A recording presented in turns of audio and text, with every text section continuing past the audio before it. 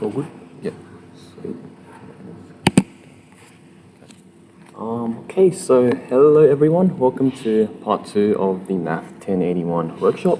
If you guys missed out on part 1, be sure to check out the recording on our MathSoc YouTube channel. And so last time we looked at answering questions on the first 3 topics, topic 1, 2, and 3. So this time we'll be finishing off with topic 4 and topic 5. So let's go topic 4, logic and proofs. So the first question here, we have a mathematical induction question. Prove by induction that 3 to the n is bigger than n to the 3 for all integers n bigger than or equal to 4. And so any induction, let's just let Pn be the statement that 3 to the n is bigger than n to the 3. And always for step 1, we have to check that our base case is true and our starting integer is going to be n equals 4. So we just have to plug n equals 4 in and we should get 3 to the 4 is 81 and 4 to the 3 is 64. And clearly 81 is bigger than 64, so P of 4 is true.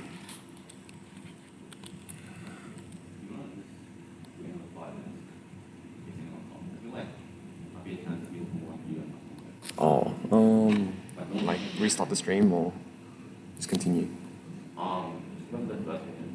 Sweet. Yeah. Alright, we'll restart back from the top again and wait a couple more minutes. Yep.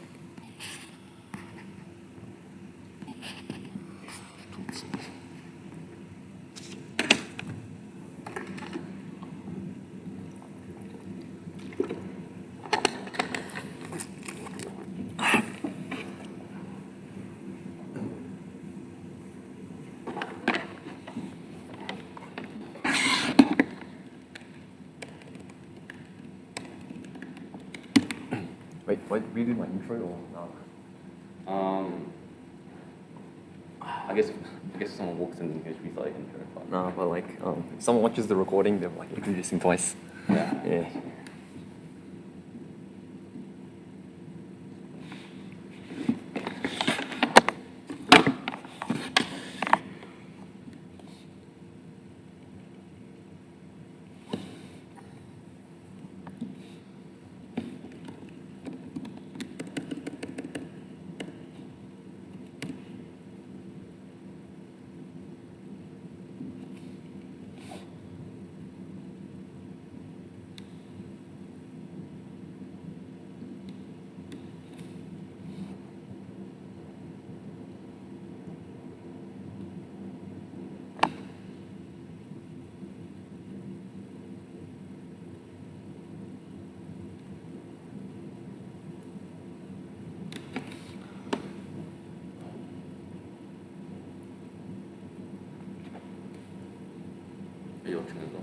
That's me, dude.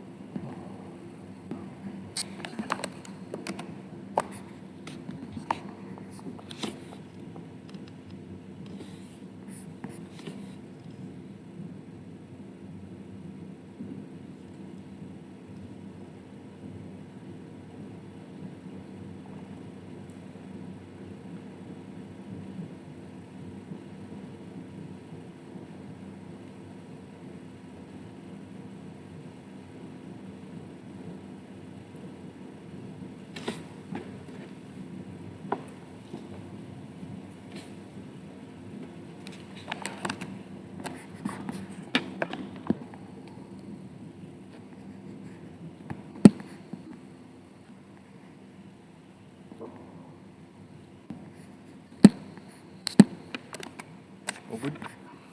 Alright, how many people we got? Alright, sack the intro.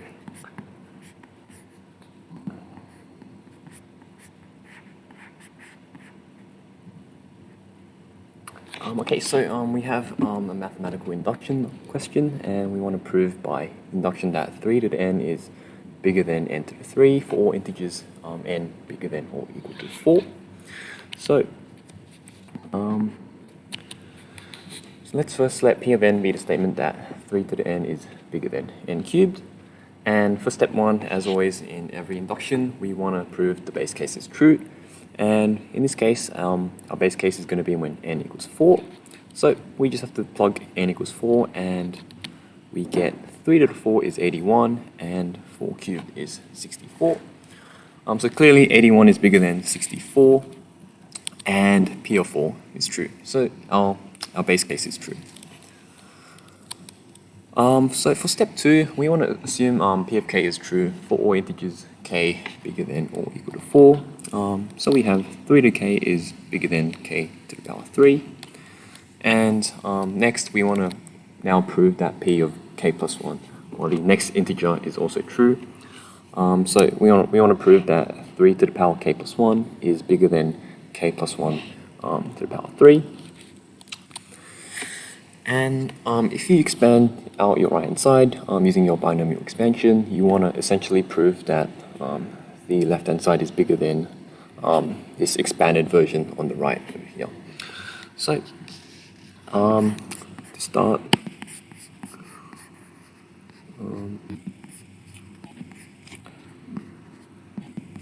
so we can write the left hand side. I can split that out into 3 times 3 to the k, and here is where we can use our assumption that 3 to the k is bigger than k cubed, and that is by assumption.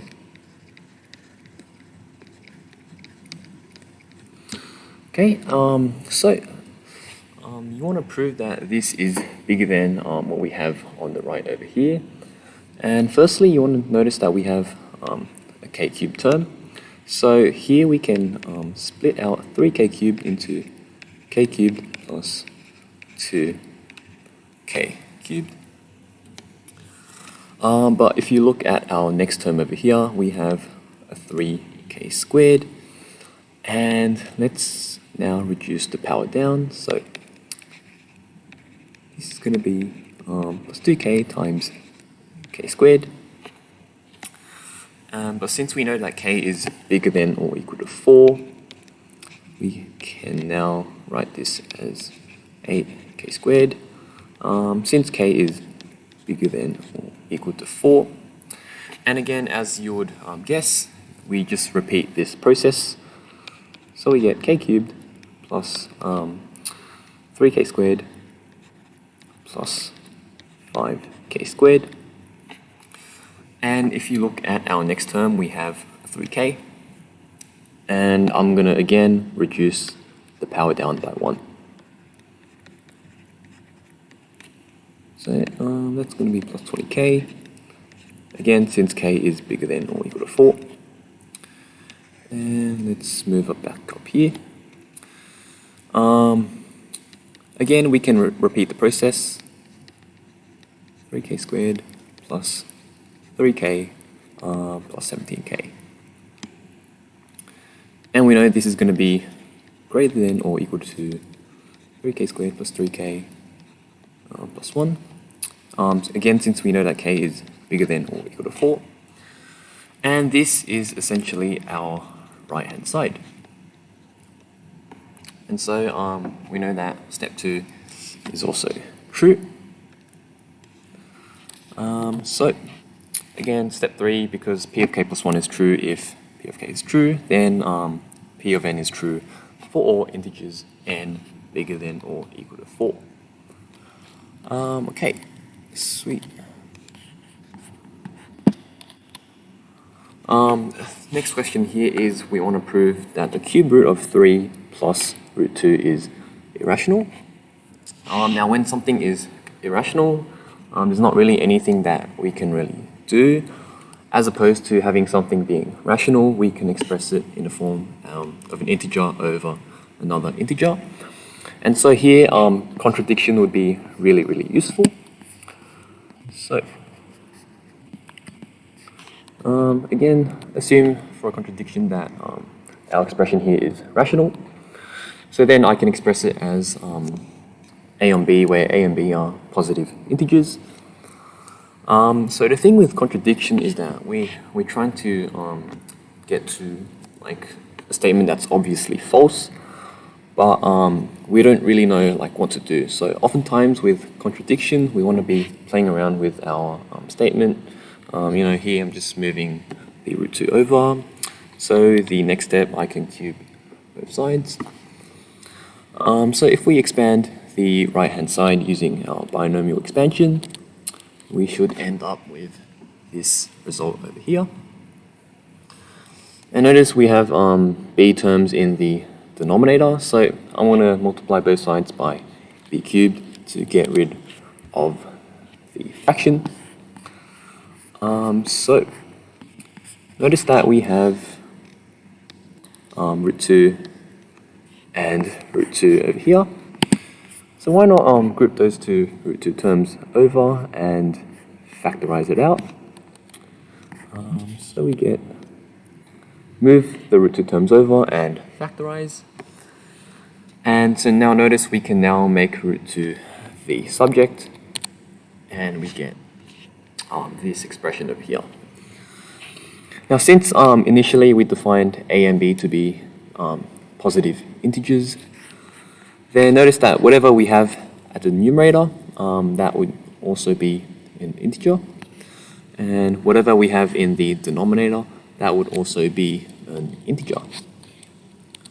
And so we can write root 2 equals a on b, where a and b are integers.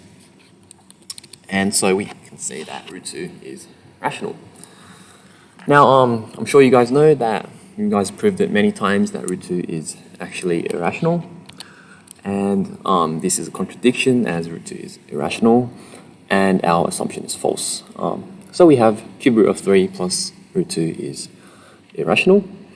A lemma that I used is that root 2 is irrational. I'm sure you guys all know how to prove that. I'm not going to go through it in this time. So next up we got is contrapositive, and the definition is that P implies Q is equivalent to saying not Q implies not P. And so if you want to prove either one, you have essentially proved that the other is also true.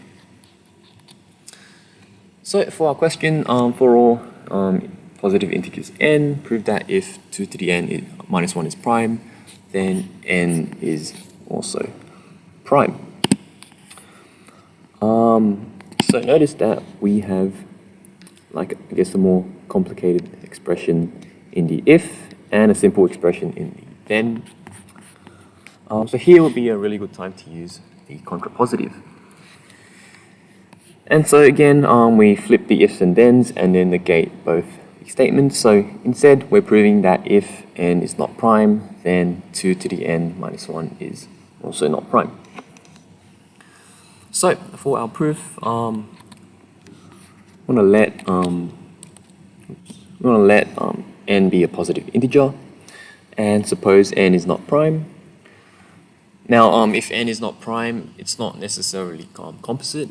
N could also be 1, which is neither prime nor composite. So we have to sort of check two cases. One is, I guess, like an edge case where n is 1. So here, again, if n is 1, we just plug that in, and we get 2 to the n minus 1 is 1, which is clearly not prime. So the case is true for n equals 1.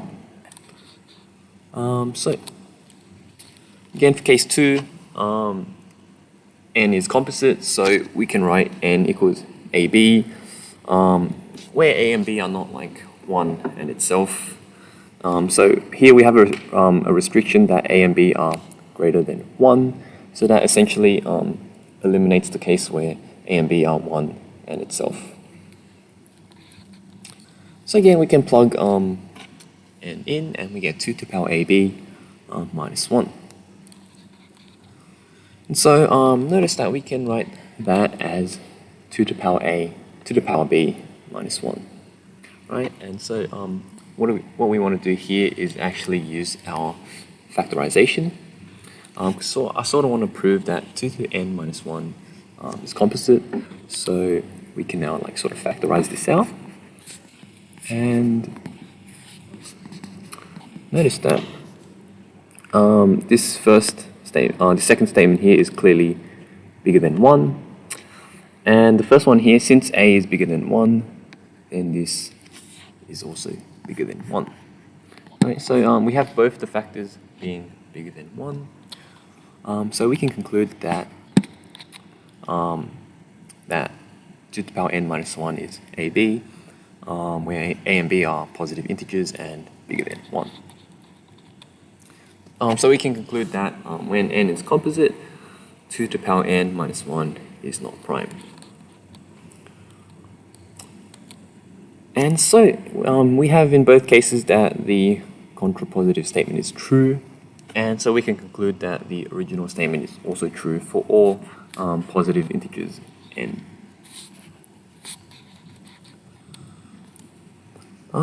Okay, so absolute value. Again, the absolute value of x is defined as x when it's bigger than or equal to 0, and minus x when x is less than 0. So the question here is prove that if x is a real number, then this inequality holds for all x in the reals.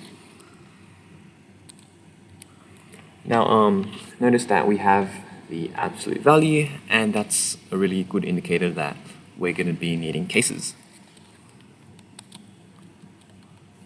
And the absolute value of x minus 3, that's going to be just itself x minus 3 when x is bigger than or equal to 3, and 3 minus x when x is less than 3. So we're going to be taking cases when x is bigger than or equal to 3, and when x is less than 3.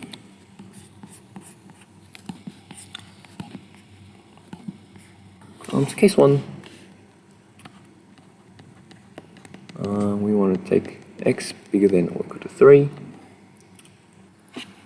And for the ease, let's just move everything over to one side. So we have 2x squared minus 9x plus 12. Move the absolute value term over. And we want to prove this is bigger than or equal to 0.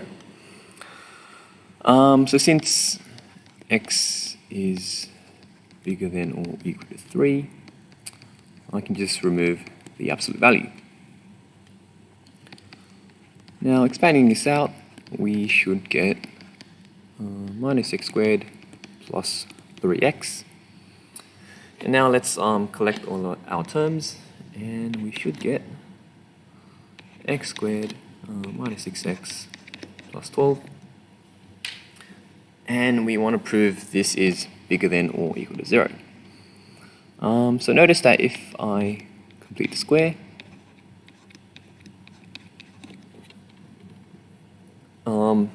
so we have something squared plus 3, so that's going to be bigger than or equal to 0. So we can say that hence when x is bigger than or equal to 3, so our x minus 3, that's going to be less than or equal to 2x squared minus 9x plus 12. But this is only in one branch. We also have to prove it's true for the second branch where x is less than 3. So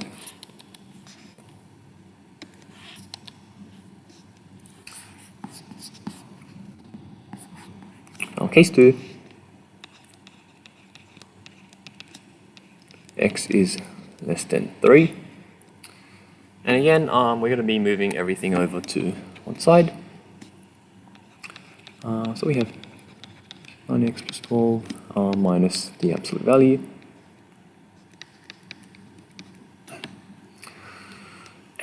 And again, we can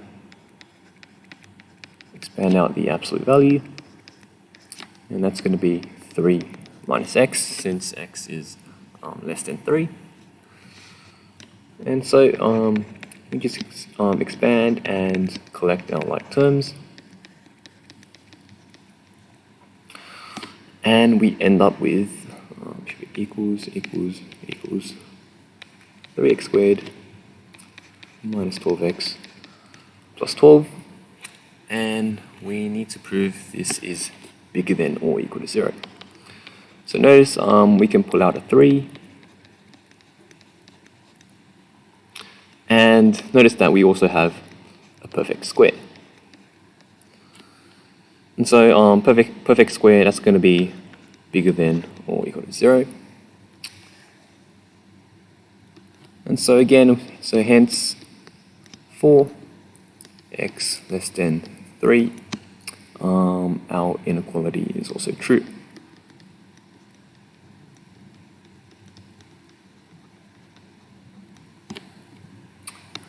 And so we can conclude that hence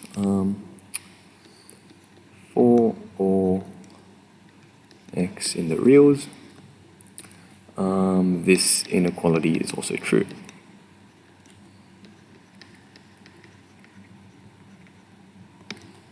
Alright, so again, we have an absolute value that it would be really nice to take cases to remove the absolute value and make the proof a lot easier.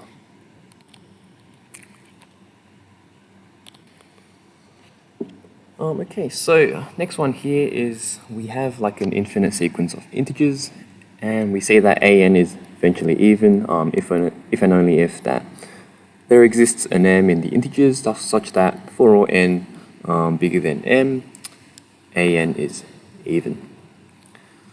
So, part A, want to write symbolically the statement an is not eventually even, simplifying the answer so that the negation symbols are not used. And so let P be the statement that an is eventually even, and so that an is not eventually even, that would be the negation of P, and we negate the whole statement there. And they said that simplifying your answer so that the negation symbols are not used, they want to see that you know how to apply the negation symbol. Right, so for every quantifying statement, so notice that we have there exists and for all. So the quantifying statements, those ones just flip. So there exists turns into for all, and for all turns into there exists. And our last statement here, an is even, we just simply negate that. So for all m being in the integers, there exists an n bigger than m such that an is odd. Okay, so part B, we want to prove that the sequence an equals this whole expression over here is not eventually even. And if we want to prove that it's not eventually even, we have to prove that this statement is true.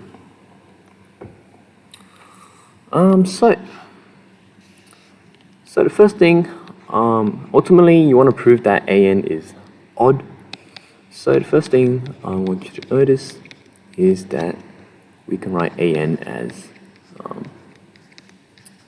0.5 of n, and so that's going to turn into 28 plus 995 on n. So we have like 28 plus another like number, and so if we say if we have this second number less than 1, then we actually have this floor function just equal to 28. Right? it just rounds down to the nearest integer. And so we have an equals 475 plus 28. That's going to equal to 503. And notice that 503, that is actually an odd number. So ultimately our conditions, we actually need this being true, and notice that in our original statement we also need n to be bigger than m. Right, so if we make n the subject for the first inequality, we need n to be bigger than 995. Alright, so ultimately we need to find an n such that these two inequalities are true, and you actually have to be quite creative. So if we choose, notice if we choose n equals m squared plus 996, right? So that's going to be, clearly that's going to be bigger than 995, and it's also going to be bigger than m. So in this case we have found our value n such that an is odd. But we still have to write up the formal proof. And so the formal proof, so for all m being in the integers, we just let m be in the integers, and for there exists, we want to choose n, and we want to choose that to be m squared plus 996, and we can indicate that this is bigger than m. Alright, so again, so now we have to prove that an is odd, so we just sub those values in. 1 plus 995, wait, that should be 28, my bad. And our n, we chose it to be m squared plus 996.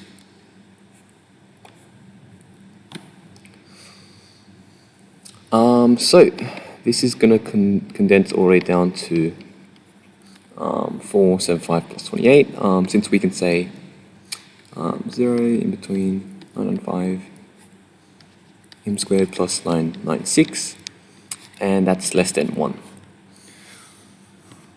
And so this is going to equal to 503, and so we can conclude that thus an is odd, so an is not eventually even.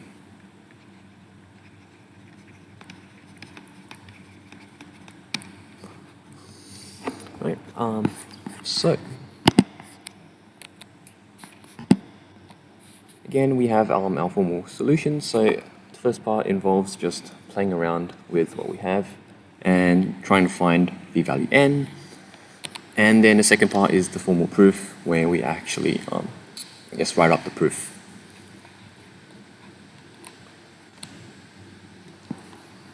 Okay, so next one here we have a truth table. So construct a truth table for this statement over here, and we're asked, is it a tautology, contradiction, or contingency? And again, the first thing I want you to notice is that we only have two variables, so p and q. So pq, and so we always want to start true, true, false, false. And the second one we do true, false, true, false. So again,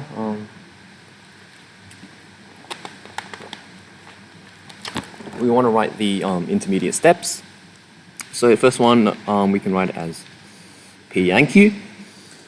The second one, notice, is going to be this one over here. So q implies p, And then we can finally combine those two out.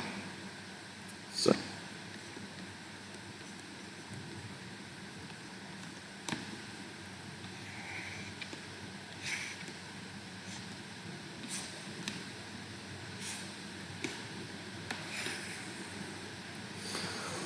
okay, so P and Q, so true and true, that's going to be true. And then the rest, we have a false, so true and false, that's going to be false. False and true, it's going to be false. And false is going to be false. Okay, so the second part is Q implies P. So if we look at our top row, true implying true, that's going to be true. False implying true, that's still going to be true. True implies false, that's going to be false.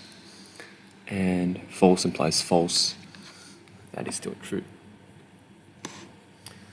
So now we can combine the second last and third last columns into our final column. So again, true implies true, that's going to be true. And for the last three rows, false implying anything, that's all going to be true. And so since notice in our final column, we have like everything being true. True. So we have a tautology.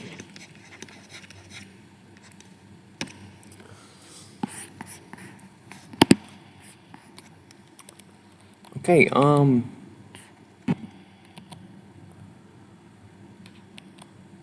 part 2, we have, suppose that you have to complete a truth table for n propositions, so P1 all the way to Pn, and in how many lines of the 2 to the power n lines of the truth table is P1 implying Pn true. So essentially, we can just ignore the in-between terms. We can just focus on P1 and Pn. P1 implying Pn.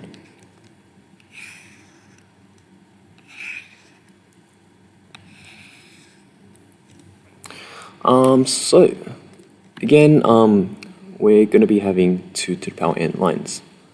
So let's first consider the case where P1 is false. And notice that exactly half of the total lines is going to be false, and the other half is going to be true.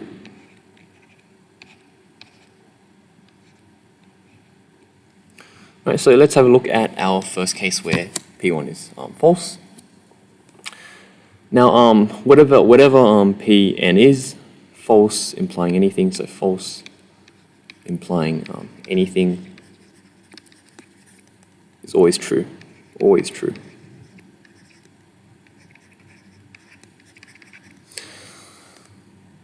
So like in the beginning, we're going to be having first so total lines. We're going to first have 2 to the n on 2. So everything in the first row is true. In the second case where P1 is true, we have to again take cases again. So again, we have exactly half being true and false, and the number of cases here is going to be a quarter of 2 to the power n, and same with this one over here. Now firstly, true implying true, that is going to be true. And the only case where it's false is if we have true implying false, that is actually false. And so again, we have this section over here that is going to total to 2 to the power n on 4, and we can tally that up. And if we simplify down, we can write this as 2 n minus 2 plus 2 to the power n minus 2. And that's going to total to 3 times 2 to the power n minus 2. And sweet. And here, formal solutions. Again, we want to take cases where P1 is false and P1 is true. And in this way, we can tally up the total number of ways.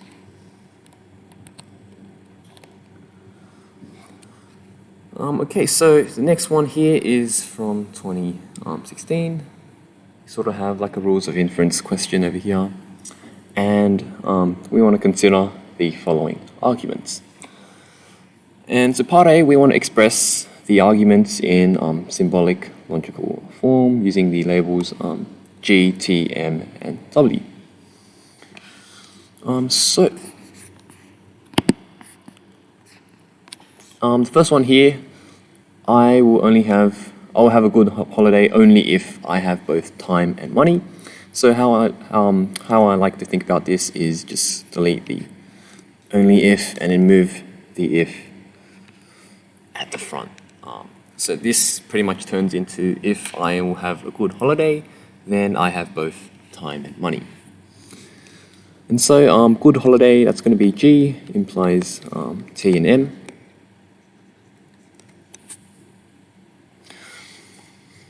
And 2, if I work, so W is going to imply I will have no time, and that's going to be the negation of having time. And so for part 3, if I do not work, so again that's going to be the negation of W, and I will have no money. So that's going to be the negation of M. And so for number 4, therefore I will not have a good holiday. That's going to be the negation of G.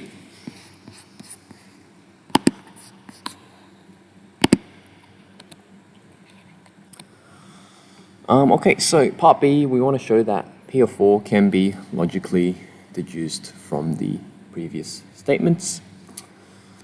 So let's have a look at our statements.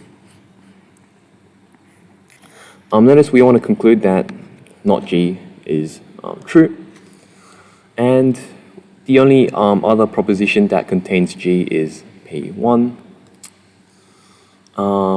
So notice that if we actually take the contrapositive, that is equivalent to not T and M, implying not G.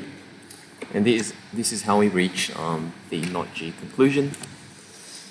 And if we expand that out using De Morgan's law, that's going to be not T or not M, and that implies not G. Right. So essentially, if either not T or not M is true, not G is going to be true. So notice that P2, if W is true, then not T is going to be true. Right? But if you look at P3, if the negation of W is true, then not M is going to be true. And so in either case, either one, so not T or not M is going to be true. And that satisfies this statement over here, implying that not G is true. So that's the sort of thought process that you want to be going for. So to formally write this up, we can consider P1 and P2 and P3.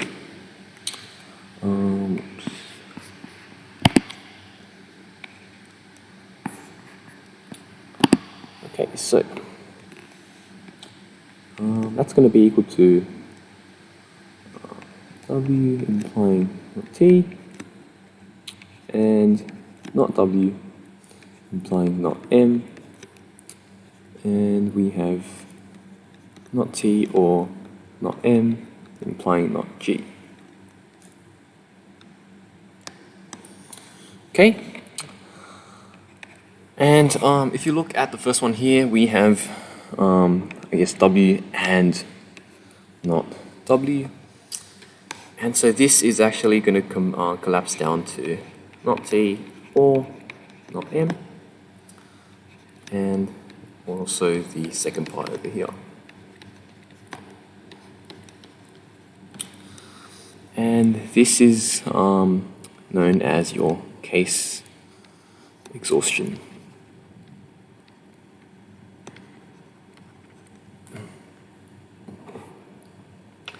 Right, so notice that in our second statement here, so we have if this is true, then not G is true. But notice that we have that exact statement on the outside as well, right? And so this, in the end, this collapses down to not G. And this is going to be modus ponens. And so we can say hence P4 can be logically deduced.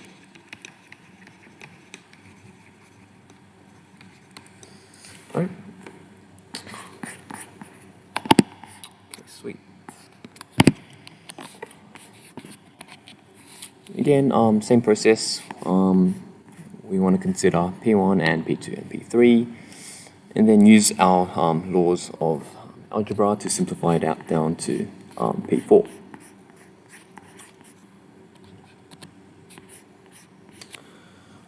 Okay, so next question here, we have another induction question, and we want to use induction to show that for all integers n bigger than or equal to 4, there exists natural numbers a and b such that n equals 2a plus 5b.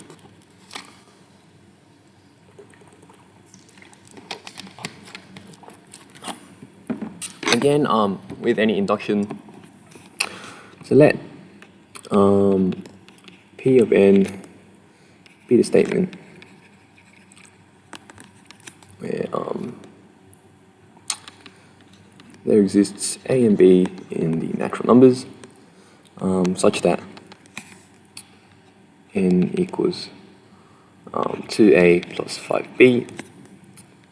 That's for all n or equal to 4.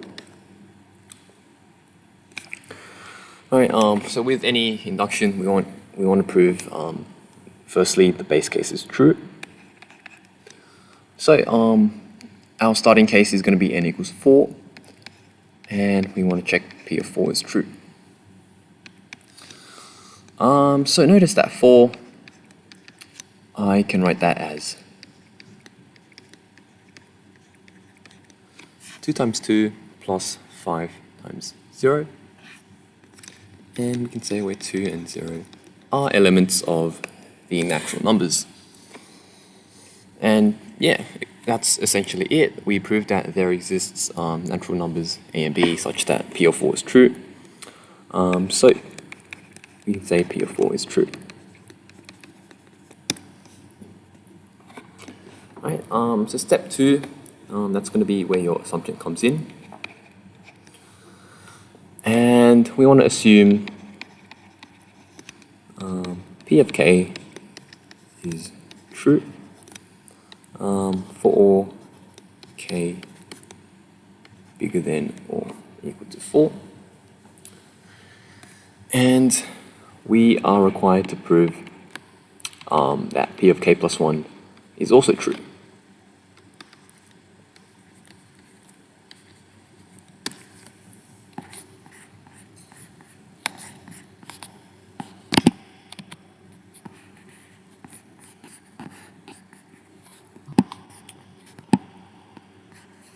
So our assumption was assume there exists A and B in the naturals such that K equals 2A plus 5B. And we are required to prove it's true for n equals k plus 1. So there exists A and B. And notice I use different variables because they may not necessarily be the same. So we have k plus 1 equals 2A plus 5B. And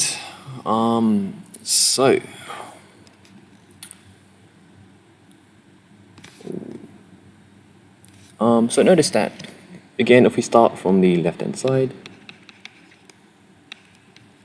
it's going to be k plus 1, and here we can sub in our assumption. So by assumption,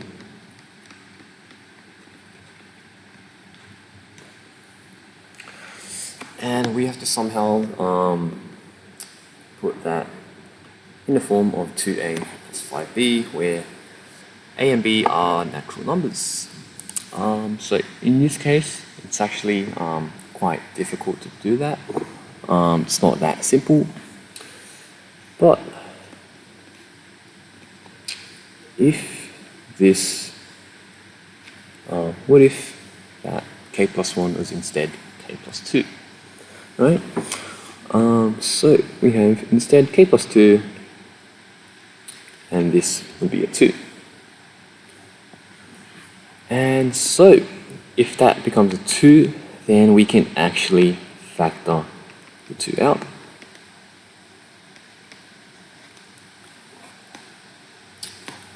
And notice that this is actually in the form 2A plus 5B. Since we know that A and B are in naturals. Now, since we have A being the naturals, A plus 1 is also going to be in the natural elements. And so, essentially we have proved that P of k plus 2 is true if P of k is true.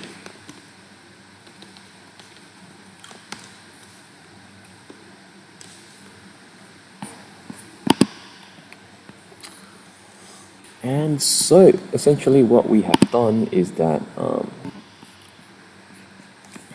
in our base case, we proved true that n equals 4 is true. And since we proved true for n equals k plus 2, every second integer will also be true. So we have 6. So I go down, so we have 6. Also true, 8, 10. These ones are also true, and so on and so on, right? But that's not all integers n bigger than or equal to 4. You know, we're missing like a lot. We're missing 5, 7, 9, and like pretty much all the odd integers. But one simple way to solve this is just simply proving that P of 5 is true. So P of 5, again, 5, I can write that as 2 times 0 plus 5 times 1, where 0 and 1 are in natural numbers. And yeah, we have essentially proven true that P of 5 is true. So P of 5 is true. And so that is going to be our second base case. That's also true. And so essentially, if we jump from 5 and add 2, 7 is also going to be true. 9 is also going to be true, and so on and so forth. So essentially, proving true for n equals k plus 1 was really tricky, and instead we proved true for n equals k plus 2, which was a lot easier. But one consequence is that we need to prove true for two base cases, P of 4 and P of 5, to cover every single integer.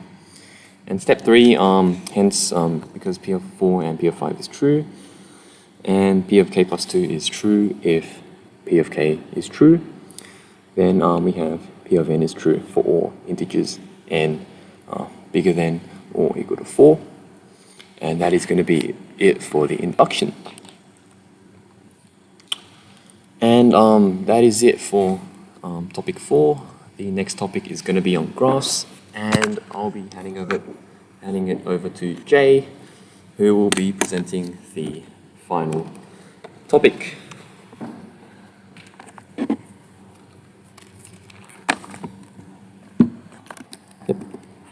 Hello everyone, my name is Jay, and I'll be going through the last part, which will be graphs. So part of graphs, I like to think that there's two main components to it. There is the general bit, like the fundamentals about graphs, and there is an application bit, which is more about like Dirichlet's algorithm and Pascal's algorithm. So within the more fundamental bit, we have paths and circuits. Then we have bipartiteness, and we have planar and like introduction to regions and so on. Then we have more niche theorems like isomorphisms and homomorphisms. And then we have adjacency matrices, and then that's it for the fundamentals of graphs.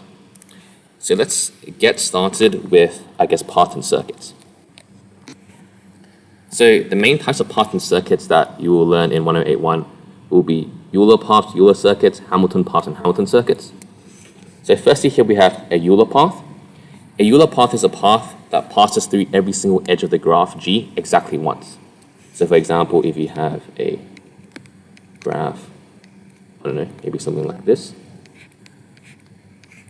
Okay, then you can have a Euler path because you can just go from A to B to C to D, and that will pass through every single edge in this graph. Okay, and a condition that we have here to determine whether a graph has a Euler path or not is that first it has to be connected, and then secondly, it must have exactly two vertices of odd degree. Okay? So if we go back to our example here, that clearly applies because only vertex A and vertex D has a vertex degree of 1. Okay. Next, we have a Euler circuit. A Euler circuit is a circuit that passes through every edge of the graph G exactly once. Right? So it's similar to Euler path, except that it's a circuit this time. And so again, for example, a graph like this would have a Euler circuit, right? Because you can just go from A to B to C to D and back to A, and you would have a circuit that passes through every single edge of this graph G exactly once. Okay? And again, we have a condition for determining whether something has a Euler circuit, and that is, again, it has to first be connected. And then secondly, it must have only even vertex degrees. Okay? Again, if you look at our example here, that is clear, right? All the vertices A, B, C, and D all have a vertex degree of 2. Okay? Next, we have Hamilton path and Hamilton circuits. A Hamilton path is a path that passes through every vertex of the graph G exactly once. So the difference between Euler and Hamilton is that Euler is every edge, Hamilton is every vertex. Okay. Now, note that unlike Euler paths and circuits, the criteria to determine whether something is a Hamilton path or a Hamilton circuit is much more difficult, right? So for example, for Hamilton path, there actually is no for sure way to determine whether something has a Hamilton path or not. The best we have is that a Hamilton path or circuit uses at most 2 edges incident to each vertex. Okay, so if you have a vertex here, it must have only 2 edges that are coming into it that are being used, right? If it has more edges, you can't use these other 3, for example. Okay? For Hamilton circuit, it's a circuit that passes through every vertex of the graph G exactly once, except for the first and last vertex. So there's a bit of an exception here. And that makes sense, because for a circuit, your last vertex always has to come back to being the first one, right? So you can't escape the fact that the first and last vertex will be the same.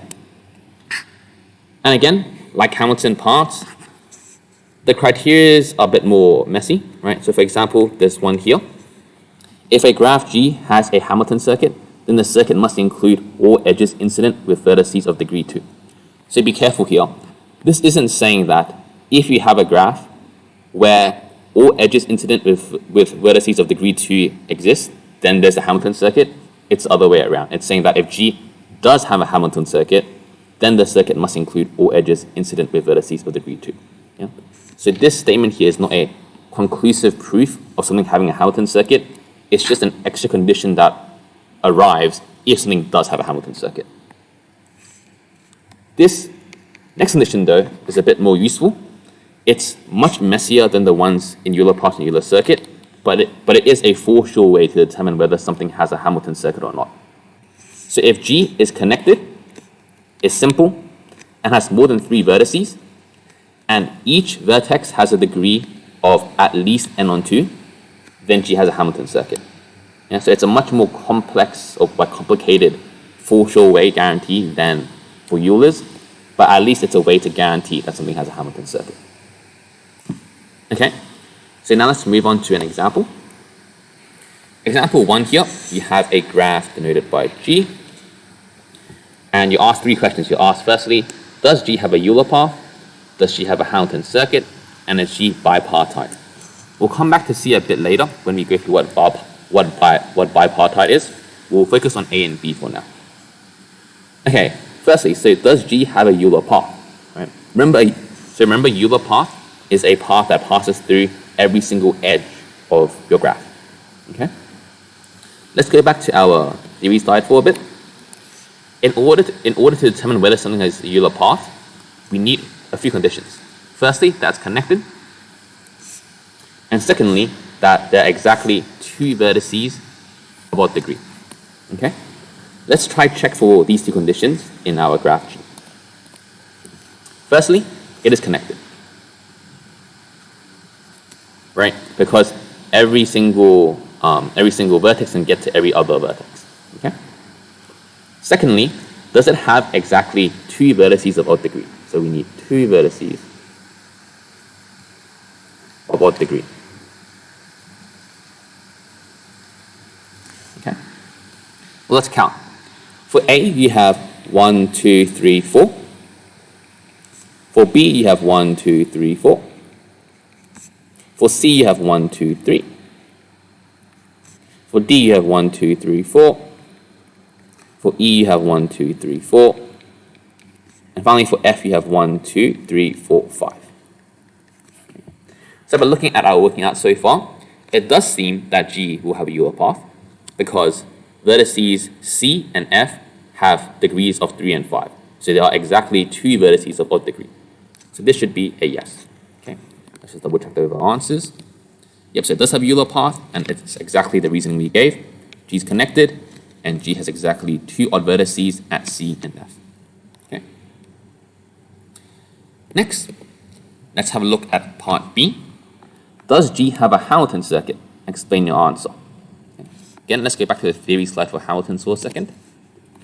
So a for sure way to determine whether something has a Hamilton circuit or not would be to use this condition here.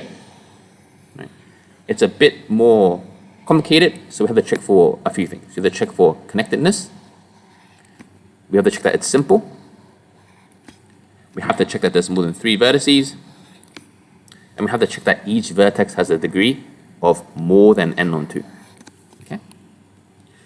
So firstly, it's connected. We've established that already. Is it simple? Well, yes, because there is no loops and there's no parallel edges. Right? So it's simple. And then lastly, Lastly, does every single vertex have at least n on 2 degrees? So how many vertices are there in total here? There's 1, 2, 3, 4, 5, 6. There's 6 vertices in total.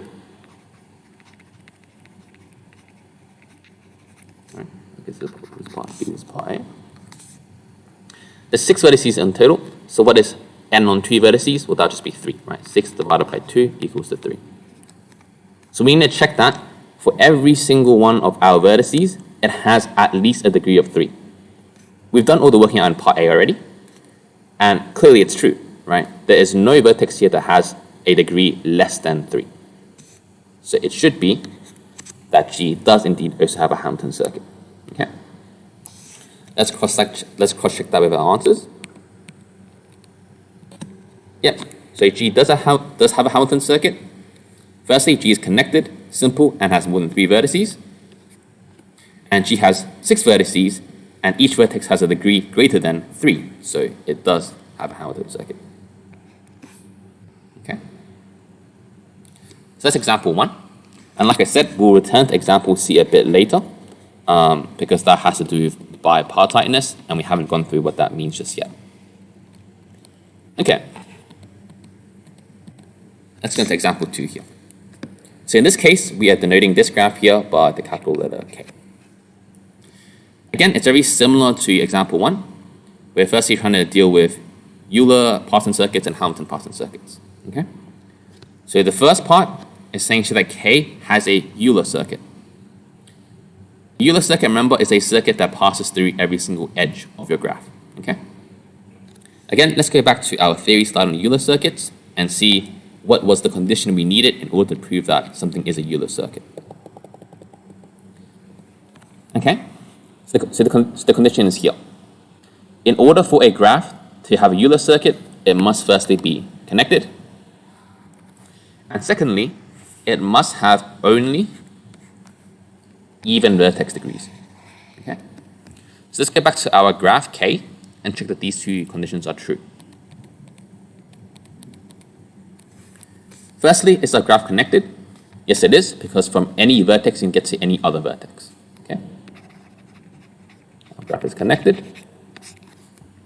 This is part C, I guess. And next, does every single vertex have an even degree? Okay. Well, let's check. A has 1, 2. B has 1, 2, 3, 4. C has 1, 2. F has 1, 2. E has 1, 2, 3, 4. And D has 1, 2. Okay. So indeed, every vertex has only even degrees. Okay?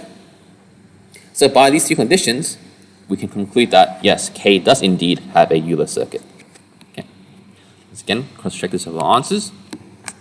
Yep, so K is connected. K has only vertices with even degrees. And so, yeah, and so K does have a Euler circuit. Okay? Next, part D.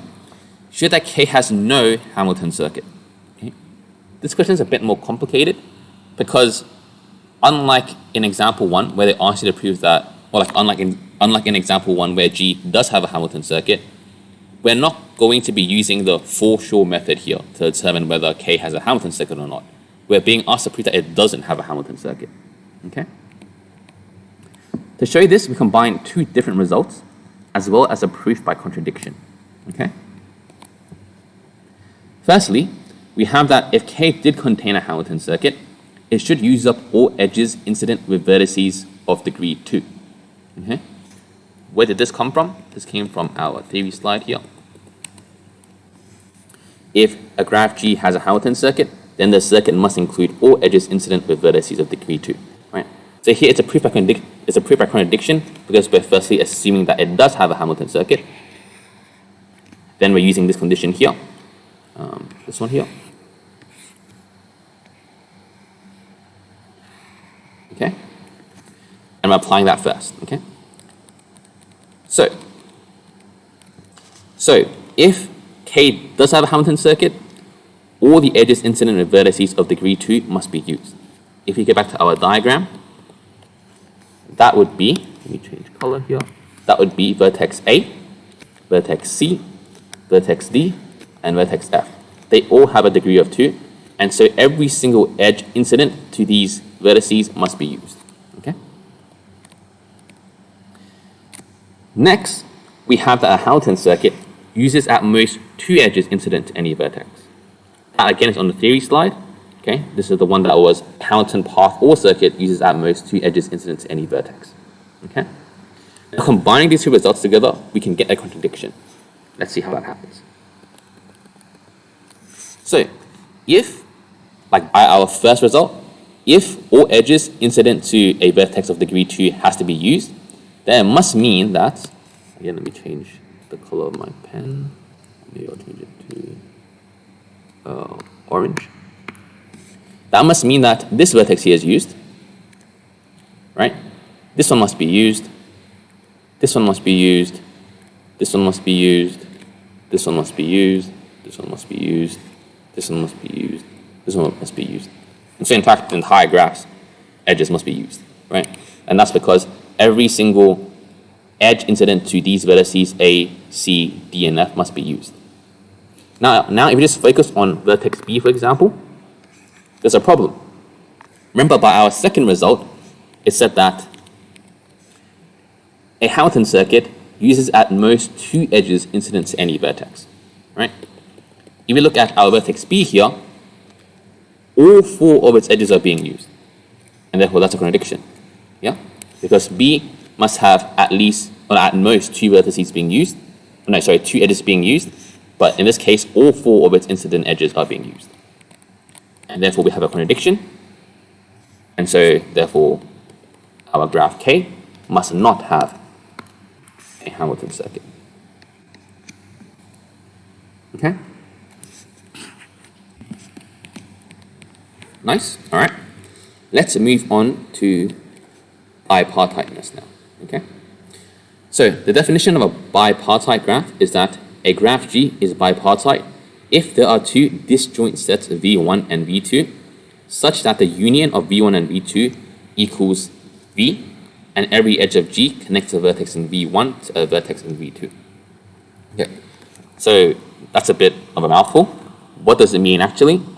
In loose terms, it just means that you can break up all the vertices into 2 sets, and then all the vertices in one set is only allowed to bridge over to vertices in the other set. So I'll do a quick example here. For example, a graph like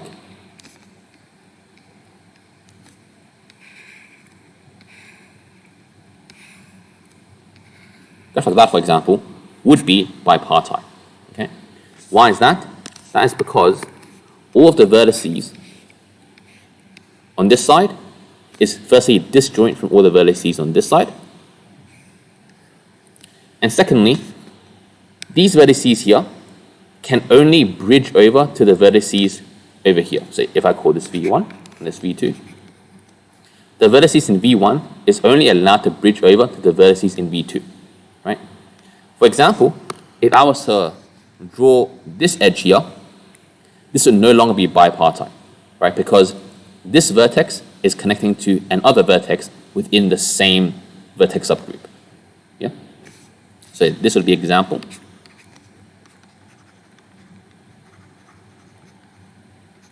Would be an example of being not, put in caps, being not bipartite. Okay? And the reason is because the vertices in V1 connect to each other. Okay? So to reiterate, it would be bipartite if this edge here did not exist. Okay? If this one here did not exist. Okay? Okay, so let's return to our example from before that we skipped. Part C here. Is our graph G bipartite? Explain your answer. Okay? All right. The answer here is that it can't be bipartite. And why is that? The easy way to do this is to just try to draw it out. Okay? Let's just try split out our graph G's vertices into 2 subgroups or 2 disjoint sets and see if it works out. If it doesn't work out, then obviously it can't be bipartite. Okay? So I'll do it right here. Part C. So let's start off with vertex A. Okay, vertex A. Let's draw it on our left side. Vertex A is touching which vertices? It's touching B, F, D, and E.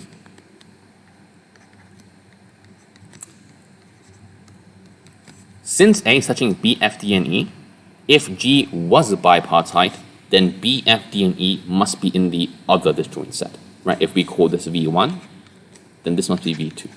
Okay, so let's draw these connections. A to B, A to F, A to D, and A to E.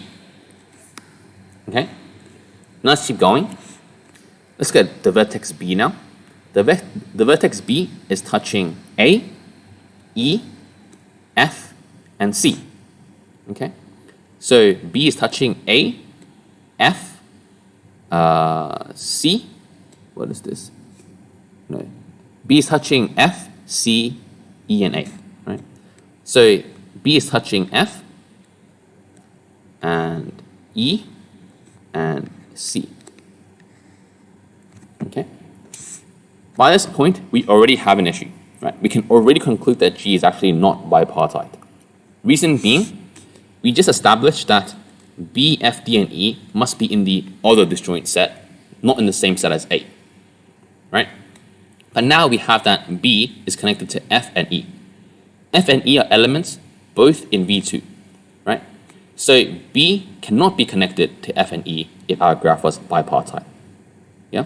Because remember, bipartite means that the connections can only occur across the two disjoint sets, V1 and V2. It can't occur within the same set. Okay?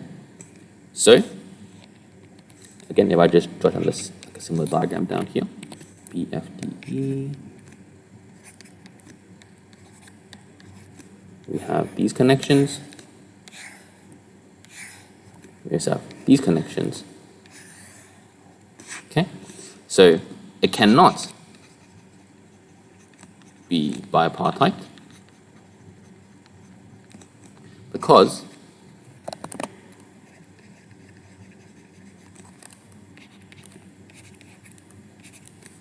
in V2 the vertex B is connected to E and F within the same subset. Okay? Yeah, and that's how we would choose that something is not bipartite, right? If something was bipartite, then I guess I'll mark it with a red pen, then these sort of connections should not be occurring. Okay? Connections amongst the same set should not be occurring. Okay? Let's move on. Let's move on to planar graphs here. Okay? So planar graphs will also be the first place where we start getting introduced to another part of graphs called regions. Right? So far we've gone through edges and vertices. Regions is kind of like the stuff that edges form, right? So I'll draw an example here. This vertex 1, vertex 2, I'll call it V1, V2. Then perhaps you have these two edges here, parallel edges here. Then our regions would be this stuff here and this stuff on the outside. Okay? These orange bits are called regions. Blue pen. So this stuff here is called a region. Okay? So a planar graph is a graph that you can draw in 2 dimensions without crossing any edges. Okay? So for example, I'll give you an example of something that is not planar. So if I have something, some random crazy crosses like this, these crosses here would not be allowed. Okay? And some useful theorems related to planar graphs is that if G is a connected planar graph with E edges and more than 3 vertices, then E must be less than or equal to 3V minus 6. And furthermore, if G has no cycles of length 3 or circuits of length 3, then E must be less than or equal to 2V minus 4. Okay? At the moment, these are quite arbitrary. We'll come back to these later when we do a question and how they are used. Okay? Some other useful theorems and lemmas regarding graphs in general is firstly you have Euler's formula. So if you have a connected planar graph with E edges, V vertices, and R regions, then we have this relationship here that says the number of vertices minus the number of edges plus the number of regions must equal to 2. Okay? And secondly, we have the handshaking lemmas. There's 2 of them. Firstly, for any graph with vertices v and edges e, 2 times the number of edges will equal to the total degree, like the total vertex degrees. Okay? So this is just a mathematical representation of saying total vertex degrees.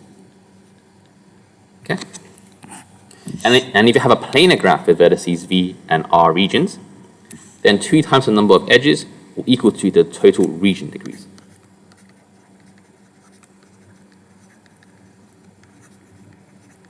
Okay? And I'll give some intuition behind either one of these lemmas. The first one comes about just because if you think of an edge, every edge begins with a particular vertex and ends with a particular vertex. So in a sense, every single edge contributes 2 vertex degrees. That's where this, I guess, formula comes from. Okay? And for this one, again, if we just draw a single edge here, every single edge, similarly, I guess in a sense contributes to 2 regions, right? For example, I drew this edge right here. Actually, let me draw a little bit more, maybe like this, and like this, right? Each one of these 3 edges contribute to 2 regions. For example, this edge in the middle contributes to this region here and this region here. The edge on the top contributes to this region here and the region on the outside. And this edge on the bottom contributes to this region here and this region on the bottom. Right? So every single edge, in a sense, contributes to 2 regions, and therefore you get the intuition behind this formula as well. Okay? Let's move on to an example. Example 4. A connected planar graph has vertices of degree 6, 5, 5, 2, 2, 1, and 1. How many regions does a graph have? And draw an example of such a planar graph. Okay, firstly, note that it's given to us that is connected. Okay? So for part A, how we do it? Notice that in the question, we are actually already given most components of the Euler formula, and furthermore, the thing we're trying to find is also part of Euler's formula. Right? Let's get back and see what I mean. In this question, we're given that there is 1, 2, 3, 4, 5, 6, 7 vertices. We're trying to find regions. Okay? And we can figure out how many edges a bit later, but let's also just say we don't know what that is at the moment. Right? These are all components of Euler's formula. Right? Remember, V minus E plus R equals to 2. Okay? So, if we can also find what E is, then we're done. Right? If we can find what E is, then we can just rearrange for R, and we're done. All right? So how can we possibly find E, the number of edges? Well, recall the handshaking lemma. Right? Remember, the handshaking lemma relates the number of vertices to the number of edges. Right? So let's go back to our handshaking lemma here. Right? This is the number of edges times 2. This is the total vertex degrees. Okay? Let's go back to our question. Our vertices have degrees of 6, 5, 5, 2, 2, 1, and 1. What is that? Our total vertex degrees equals to 6 plus 5 plus 5 plus 2 plus 2 plus 1 plus 1. That becomes 11, 16, 18, 20, 21, 22. Okay?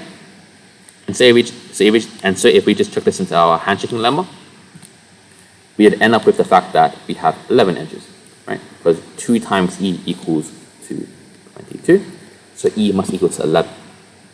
And so now we can just chuck in all our bits and pieces into Euler's formula and end up with 5 to 6. Right? The number of vertices, the number of edges, and our unknown number of regions. We just solve for R, and we get R equals to 6. So that was part A. Yeah. So I guess whenever you come across a question like this, just try to think of what information you have and what it relates to the best. Right? In this case, we noticed that we were already given all the degrees. We were given the number of vertices. We're trying to find regions. It pretty much perfectly matches up to Euler's formula. Okay? Now, part B, draw an example of such a planar graph. Okay. I'm going to leave myself some space here. Yep. Okay. Let me go back and jot down the information we have so far.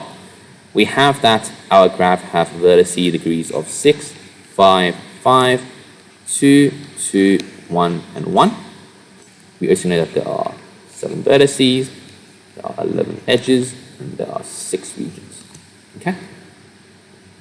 Now, you guys may think it might be quite easy to just try to draw a planar graph, right? But it's actually a bit harder than what we might think. You can go ahead and try, for example, to just jot down 1, 2, 3, 4, 5, 6, 7 vertices and try to do it. And you'll soon realize that there's going to be quite a few problems, right? For example, if you connect the 6 here, and then, for example, you connect the 5 here. Let's say you go 1, 2, 3, 4, 5, right? You are already at a flawed graph, right? The reason is because we're only allowing 2 graphs to have vertices we're only allowing 2 vertices to have degrees of 1, but in this case we only have 1 vertex of degree 1, and all the other ones already have at least 2, right? So it's not as easy as just plotting down 7 graphs, or like 7 vertices, and then just connecting 6, 5, 5, 2, 2, 1, 1, and so on. Instead, we should go and have a think about what we have, all right? So let's think about what we can do. Okay? Notice in our information here, it's 6, 5, 5, 2, 2, 1, 1. This portion here, this 5, 5, 2, 2, 1, 1, should indicate to us that our graph in the end should have some sort of symmetry, right? Because it seems that on either side, there should be 1 vertex of degree 5, 2, and 1. And on the other side, there should be vertices of degree 5, 2, and 1 again, right? So seeing these pairs come up so often should indicate to us that our graph should look somewhat symmetric. Then what about our 6 here? Our 6 here should indicate to us that there is some vertex in the middle somewhere that connects to all of the other vertices. Okay? So with that in mind, let's try and sketch out like a scaffold of what it might look like. We'll start off by drawing a hexagon. Okay? These will be our symmetric bits, right? We should think that, or like we should, I guess, intuitively think that there should be some sort of symmetry on this side and on this side. Okay? Draw this out. And then furthermore, we have this vertex here that's going to connect to 6 things in the middle. All right? Let's start off by doing this. So you have 1, 2, 3, 4, 5, and 6. We have our first vertex done. Next, notice that we needed 2 vertices with degrees 1. Let's just reserve these 2 vertices here to have degrees of 1. Okay? Control Z. So let's consider these 3 done as well. So these are the ones with degree 1. Oh, maybe you note it down as well. This is degree 6. Okay? Next, we need 2 vertices with degrees of 2. Let's just start to work on this one here and this one here. At the moment, they have a degree of 1. Right? I can't draw it down here anymore because then that would ruin this vertex of degree 1. So my only option really is to draw it up to here. And similarly, symmetrically on this side as well. Now we have that this vertex would have degree 2. This one would also have a degree of 2. So our 2's are done as well. Now finally, we need 2 vertices of degree 5. But we can't touch any other vertices besides these 2. Okay? At the moment, they have a degree of 2. They have 1, 2, and 1, 2. And like I said just then, we can't touch any other vertex anymore because then it would ruin its degrees. So we have to somehow get another 3 degrees just amongst these 2 vertices. How can we do that? Well, we can just create a bunch of parallel edges. We can draw 1, 2, and 3. And this way, this vertex has degree of 5, this one also has a degree of 5. And therefore that's done as well. And from this, we have a possible planar graph that we could draw that satisfies our conditions. Okay. And so remember, the trick behind this was to notice some patterns associated with our vertex degrees first, because just trying to draw it, like, I guess, by trial and error straight away wouldn't have worked, right? We first noted down that it must be somewhat symmetric because of these pairs. Okay. We can also confirm the number of regions. We do indeed have 6. I'll use orange again. We have 1, 2, 3, 4, 5, and the 6 on the outside. Okay. All right, that's example 4. Let's move on. Example 5. Part A should be very simple. State Euler's formula, V minus E plus R equals 2. Okay. Part B. Show that if G is a connected planar simple graph with more than 3 vertices, then E is less than or equal to 3V minus 6. So note that what we're trying to do in part B is actually prove this lemma that I showed a bit earlier, this one here. Okay.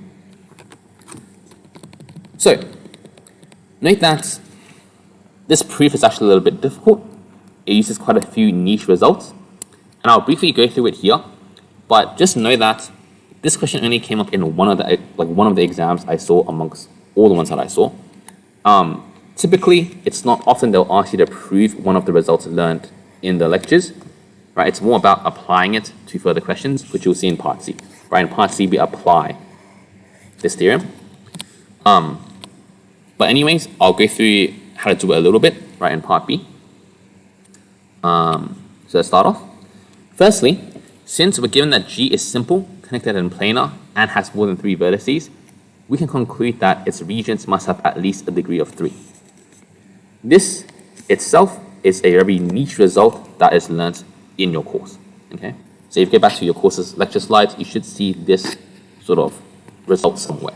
Okay, so we're going to make use of this result. We're going to say that if G is simple, connected planar, and has more than 3 vertices, then we can conclude that each region must have at least a degree of 3. Okay. Next, we're going to use handshaking lemma, the region version, right? So the handshaking lemma with the region version is saying that it tells us that 2e, so 2 times the number of edges, equals to the total region degrees. Now if we combine the handshaking lemma, we'll call this 2, and this result 1, right? So if we combine 1 and 2 together, we should end up with this result here. Why is that? 2e equals total region degrees.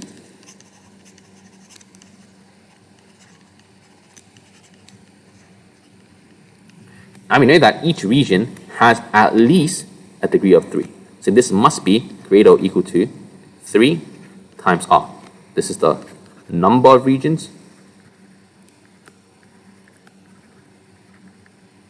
And this is the fact that each region has at least 3 degrees. Okay? So that's where it gets inequality form, 2e greater or equal to 3r. Then next, we resort back to Euler's formula, right? We can turn our r here into something in terms of e's and b's. Okay, so this becomes r equals 2 plus e minus v. Okay? We then plug this back into our inequality, and we get 2e greater or equal to 6 plus 3e minus 3v. We're trying to prove this result here. Okay, so let's just rearrange for e. Okay, so that's minus the 2e over, and move our 6 and our 3v to the left. Then you would end up with exactly this. So you would get 3v minus 6 is greater or equal to e, which is the same as this. These are equivalent. Okay, so that's how you prove that result. Okay. Now, in part C, we have to hence show that a connected planar simple graph with more than 3 vertices has at least one vertex of degree less than or equal to 6. Okay.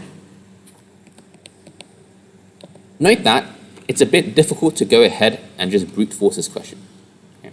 The reason being that the question is asking us to prove an at least result. So since it says at least one vertex, if we were to prove it just like this, you would have to prove it for one vertex, two vertex, three vertex, four vertex, five vertex, up to how many vertices there are in total, right? So instead, we're going to try to turn this statement into something else, right? We'll instead consider a proof by contradiction, so that we can turn our at least statement into all vertices have degree greater than 6. Perhaps I'll note down what the statement here is again. At least one vertex has degree less than less than equal to 6. That's what they were asking us to prove in the question. We're setting up a proof of contradiction. So now we are now instead dealing with all vertices have degree greater than 6. Okay. So we're going to assume that all vertices. That's a weird looking A. That all vertices have degree greater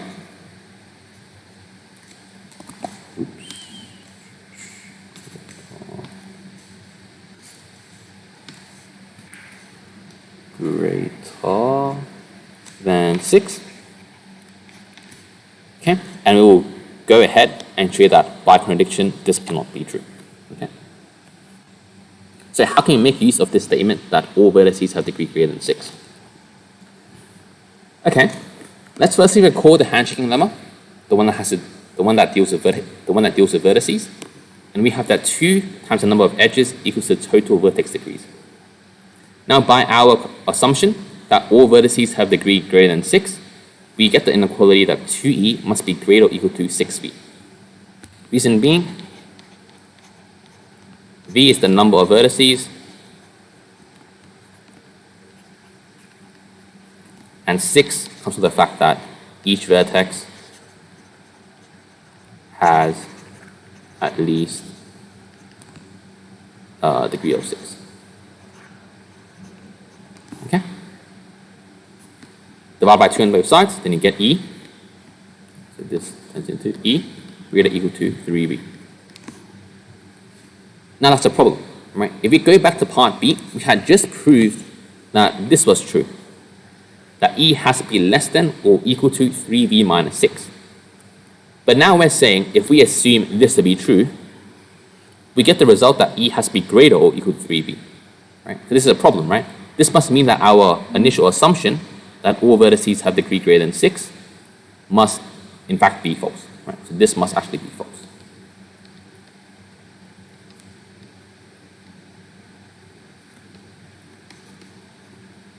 And so we have done our proof by, so then we have done our proof by contradiction. Okay. All right. Now let's move on to some more niche results. Here we have isomorphisms and homomorphisms. These questions don't really come up that often at all in exams, but I'll go through one example for each regardless. Okay. So an isomorphism, I'll read out the definition here, and then I'll give you a more intuitive understanding. Let G and G dash be graphs with vertices V and V dash and edges E and E dash.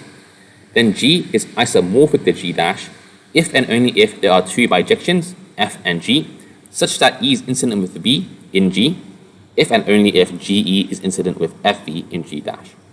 Okay? That again is a mouthful, but loosely speaking, this is basically saying that 2 graphs are the same except for how the vertices are labeled. Right? So 2 graphs are isomorphic if they are basically the same thing except for how the vertices are labeled. And some important properties of isomorphic graphs is that if 2 graphs are isomorphic, they must have the same invariant properties. Now, what are invariant properties? They're basically any property you can find on a particular graph, right? So these would include the number of vertices, the number of edges, the number, like the total region degree, total vertex degree, number of vertices of a certain degree, what vertex is adjacent to what vertex, and so on. Okay? I'll quickly draw up a quick example of an isomorphism. me just add a new page here. Let's go back. Okay. So, oops. Where is my pen? Okay, so an example of isomorphism.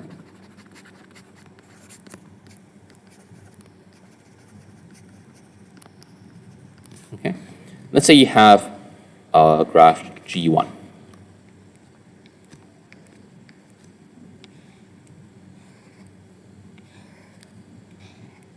Capital A, B, C, and D. And you have a graph G2. Let's say it looks like this. I don't know. Let's say it looks like this. And we'll call it lowercase a, lowercase b, lowercase c, lowercase d. Okay? These three graphs, hopefully you can already see, just by looking at it visually, that they're pretty much the same thing, right? I've also swapped around the labelings a little bit. A, B, C, D, A, B, C, D, like this, okay? Notice that we can try form a link between each of the vertices, and you would see that they are basically the same thing, right? So let's have a look at that. So what vertex could A possibly link to? Perhaps I'll draw up a table. The vertex A could relate to vertex D, right? Because as you can see, A is touching D, C, and B in this graph, in the same way that D is touching B, A, and C in this graph, right? Then we could try link B to something. Let's try link B to B again in G2. And so in the same way that B is touching A and C in this graph, lowercase b is touching lowercase a and d in this graph. Then capital C is touching capital B and A on this graph. So let's try link that to lowercase a on this graph. Right? Lowercase a is touching lowercase b and lowercase d in this graph. And finally, uppercase D. Uppercase D is touching just uppercase A in G1. And so in this case, we'll choose lowercase c because lowercase c is just touching lowercase d in this graph. So hopefully you see that these two graphs are basically exactly the same, except for how we're labeling the things, right? If we change these labels around, you would get the exact same graph on both sides. Okay? So that's an example of an isomorphism. Okay. Now, if you were to look at some invariant properties as well, in G1 we have 4 vertices, in G2 we have 4 vertices. In G1 we have 1, 2, 3, 4 edges, in G2 we have 1, 2, 3, 4 edges. In G1 we have 1 region, 2 region, in G2 we also have 1 region, 2 region, and so on. Right? So hopefully you get the point that if two graphs are isomorphic, they will have the same invariant properties as well. Okay? Next, we have a homomorphism. Two graphs are homomorphic if and only if they can both be obtained from a common graph by elementary subdivisions. Firstly, what's an elementary subdivision? That's if, for example, I have this edge here, and I turn it into 2 edges like this. Right? It's basically when I break up an edge by introducing a new vertex, and it breaks up into 2 smaller edges. Okay? So what's an example of two graphs that are homomorphic? Let's say I start with a graph that looks like, I don't know, looks like this maybe. And that'll be the exact same one as before. Let's try a different one. Let's just draw a square. Okay. Let's call this graph capital K. Okay. You can then draw K1. Let's say I drew K1 like this. Okay. As you can see, we got K1 from K by performing an elementary subdivision on this edge. Right? We break it down to 2 small edges by introducing a new vertex in between. And let's say we have K2. K2, let's say, looks like this.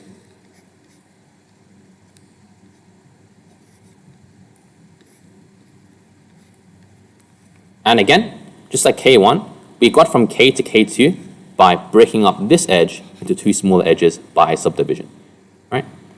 And so we can conclude that K1 and K2, these two graphs here, are homomorphic because they can both be obtained from the common graph K just by performing subdivisions on the edges of K.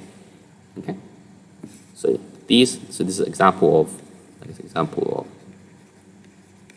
homomorphism. Okay. And then we have a theorem that's closely related to homomorphisms. A graph is planar if and only if it does not contain a subgraph homomorphic to K33 or K5. And that's called Kuratowski's theorem. Okay? Now, if any of you guys forgot what K33 or K5 means, K33 is a complete graph that is bipartite with each set having 3 vertices. So I'll draw it out here real quick. It would be 1, 2, 3, 1, 2, 3, 1, 2, 3. That would be a K33. A K5 would be like a pentagon, again with all possible edges connected. So 1, 2, 3, 4, 1, 2, 3, 1, 2, and 1. Okay. So this would be a K33, this would be a K5. Okay. The K represents complete graph, and this represents bipartite with 3 on each side, and this represents having 5 vertices. Okay. Okay, so let's move on to an example. The first example is on isomorphic graphs. Are G1 and G2 isomorphic? Explain why. Okay. So, usually it's quite difficult to determine whether something's isomorphic or not. And if a question is open-ended like this, and it's asking you to determine whether it is isomorphic or not, your best bet is to first try to show that it's not isomorphic. The reason being, the only way to show that something is isomorphic is to find the isomorphism. So in the same way that here, I actually write out what the relation between the two graphs are. Unless you can do this in your question, you can't actually prove that's isomorphic. Okay? So it's actually much easier to prove that it's not isomorphic by considering its invariant properties. If you can find one property in one graph that is not consistent with another property in the other graph, then we can show that it's not isomorphic. Okay? So let's go back to our example and go through some invariant properties of G1 and G2 and see if any of them differ. Okay? For example, in G1 there is 1, 2, 3, 4, 5, 6 vertices.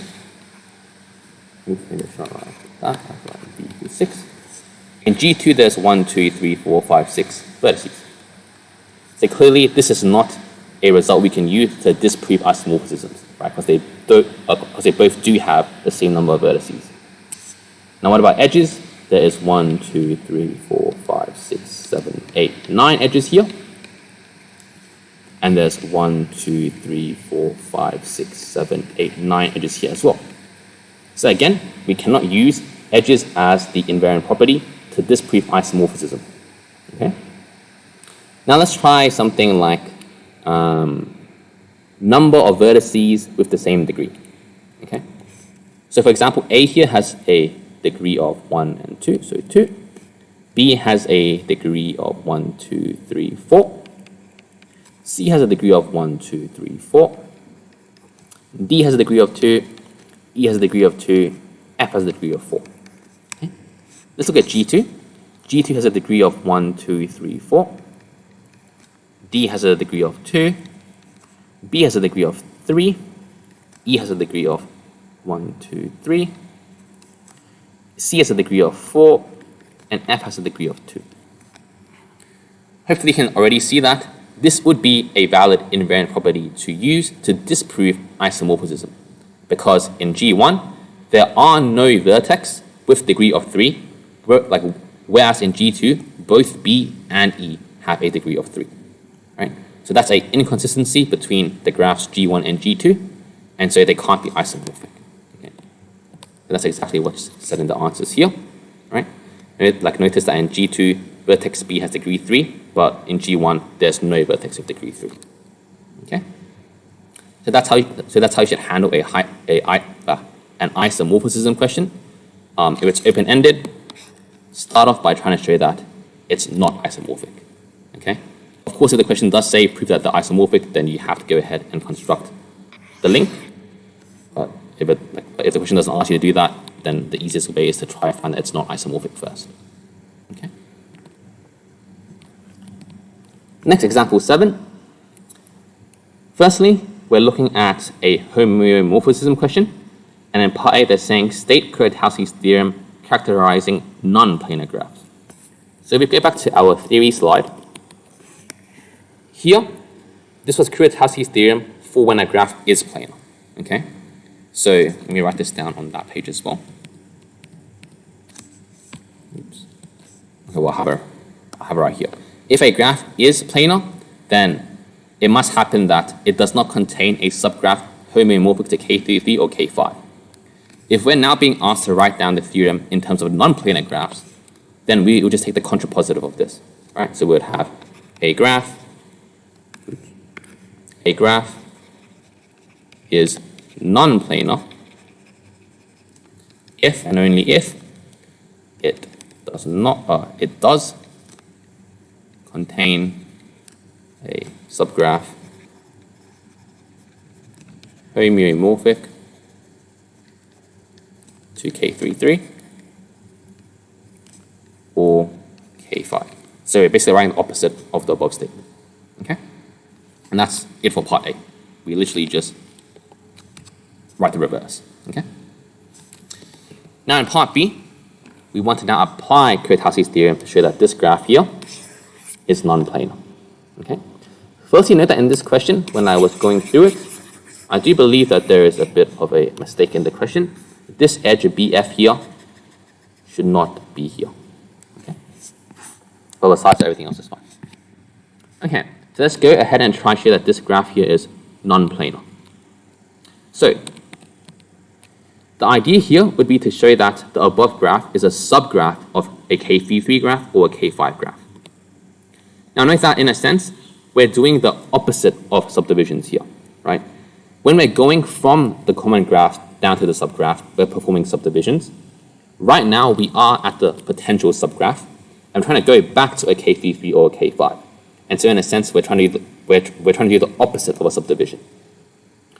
What does that mean? Recall that in a subdivision, we're going from this to something like this. So if we're doing the opposite, we're trying to go from something with more vertices to something with less vertices. Okay? Okay? Now the next question would be, how do we determine whether we're going to choose either a K33 or a K5? Right, we have two options. How do we know which one to go for? Right? To do that, what I like to do is to just note down some features of the K33 and the K5 and compare it to the features of our given graph and see which one is closer to. Okay? So a K33 has 6 vertices and 9 edges. I drew it before. It has 6 vertices and 1, 2, 3, 4, 5, 6, 7, 8, 9 edges. A K5, again I drew it before as well. It has 5 vertices and 1, 2, 3, 4, 5, 6, 7, 8, 9, I'm missing 10. Yeah, and 10 edges. Okay? Now what about our graph? Our graph has 7 vertices and 11 edges. Let's go back and verify that. It has 1, 2, 3, 4, 5, 6, 7 vertices and 1, 2, 3, 4, 5, 6, 7, 8, 9, 10, 11 edges. Okay? So, between a K33 and a K5, which one is our graph closer to right now? Well, I would say it's closer to a K33, right? It has 7 vertices. All we have to do is remove 1 vertex to get down to 6 vertices. Okay? So what can we do? We're trying to seek a change to our graph such that we can decrease the number of vertices by 1 and the number of edges by 2. Okay? Let's go back to our diagram. The one that I ended up choosing in removing was the vertex E. Okay? So if I remove the vertex E, I have to reconnect F and D here. Maybe I'll use a different color because I already used this before.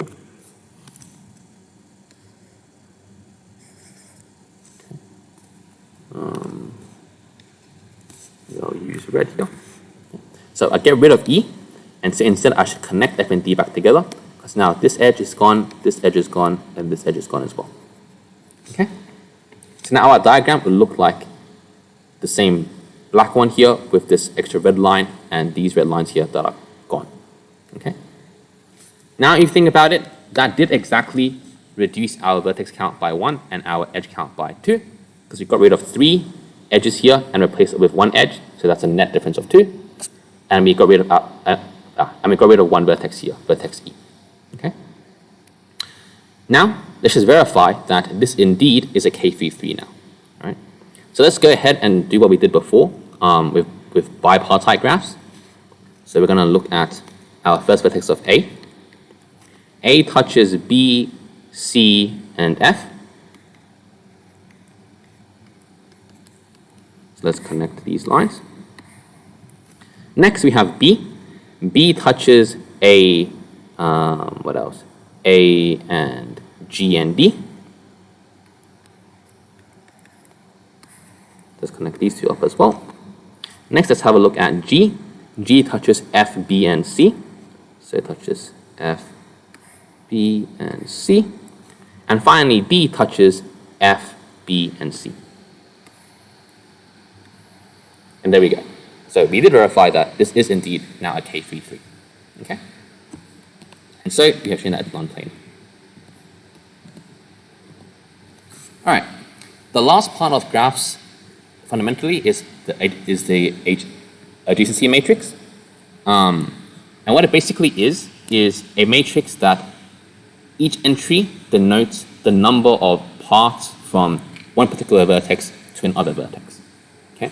So for example, if I have A equals 2, let's just say 1, 2, 0, 1, 2, 0, 0, 0, 0, for example. Actually, maybe this is a bit complicated. I'll just do a 2 by 2. Let's say 1, 2, 2, 0, something like this. Okay?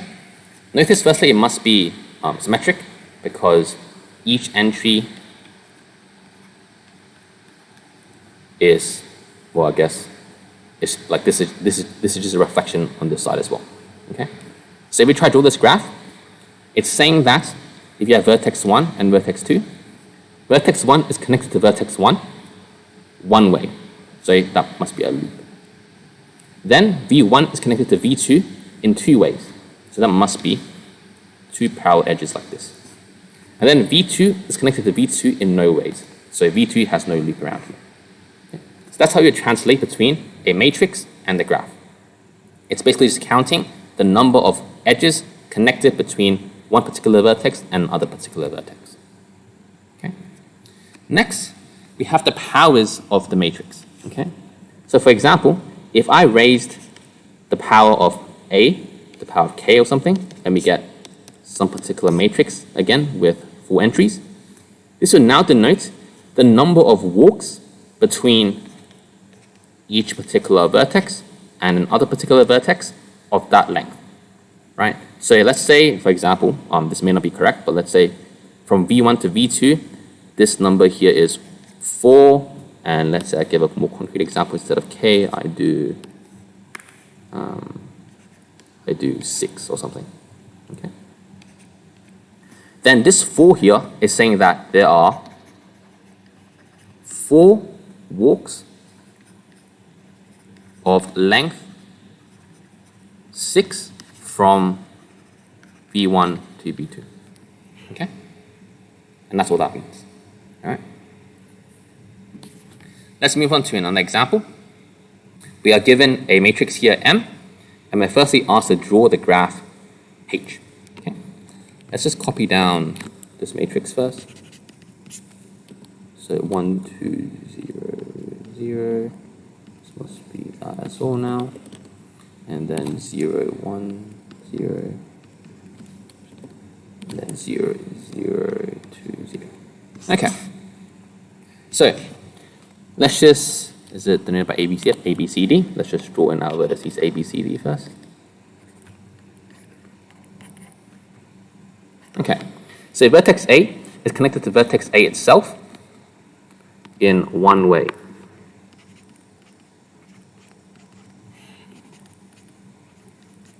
Okay, so it's connected to itself in one way.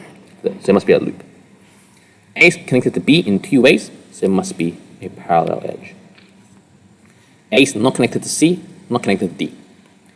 B to A, again, two ways. B to B, no ways. B to C, one way. B to D, no way. C to A, no way. C to B, one way. C to C, no way. C to D, no way. And then finally, D, no way to A, B, or C. Only two ways to D. So that must mean that there are two loops around D. Okay? And that's our answer to part A. Okay? Again, very simple. It's just the number of edges that connect from this particular vertex to the other particular vertex for each entry. Okay? Part B. Let's say that M cubed has a number 12 in the position 1, 2. That means the first row and second column. What does that mean in terms of the graph? That's saying that M cubed, again, we have 1, 2, 3, 4, 1, 2, 3, 4, 1, 2, 3, 4. We have this, 1, 2, 3, 4. We have this 4 by 4 entry, and in row 1, column 2, we have the number 12 here. We kind of walked through this already. This just means that there are 12 walks